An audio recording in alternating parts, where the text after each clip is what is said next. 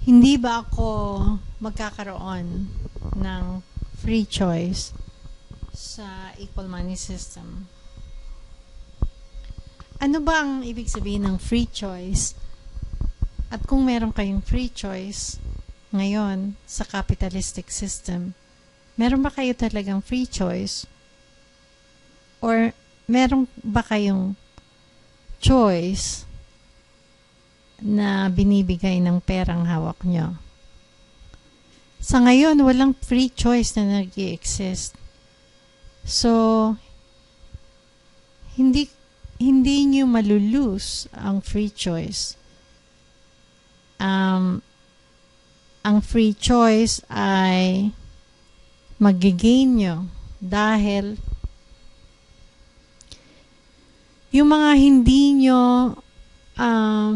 makamit dahil sa wala kayong pera, makakamit nyo.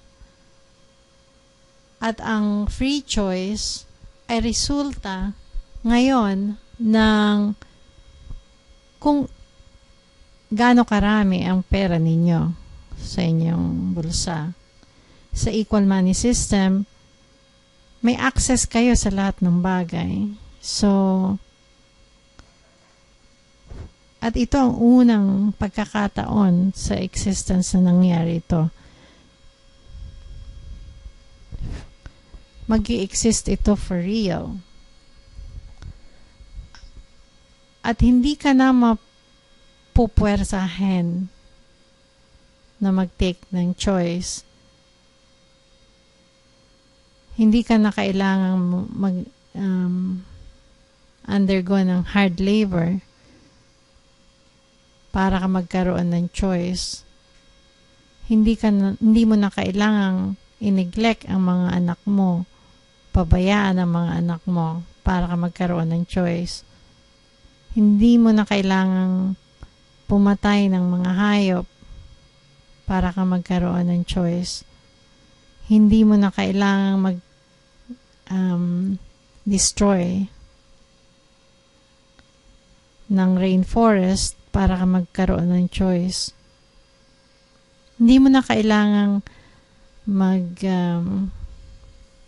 pollute o dumihan ang mundo para ka makarating sa iyong choice. At magkakaroon ka ng maraming free time na hindi mo pa nagawa before. So, dinidare kita.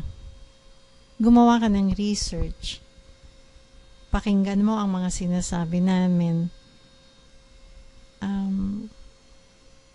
Huwag mong isaalang-alang ang mga resistensya na mararamdaman mo sa iyong sarili. Na nagkikreate ng takot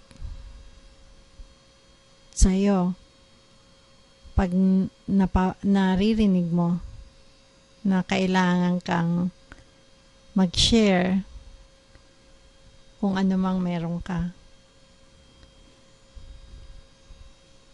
Magkaroon ka ng tunay na understanding kung ano talaga ang ibig sabihin ng free choice. Ang kalayaan o freedom na magkaroon ka kung ano man ang available as choice. That is free choice. Yun ang free choice. So, ang place na ang only place na kung saan mo makikita o kung saan ka magkakaroon ng free choice ay sa equal money. Di ba maganda to? Basahin mo ang tungkol sa choices na available sa blog books at sumali ka sa forum at para malaman mo kung paano ka magiging part ng shaping the future. Ang future na ini-include ang lahat ng tao at lahat na nandito sa mundo. So, itong future na ito ay both inclusive at exclusive dahil eksklusibo ito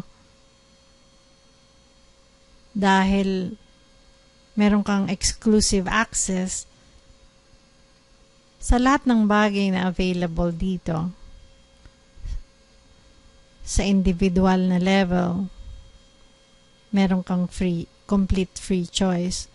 Pero inclusive ito dahil lahat ay kasali. Di ba maganda to?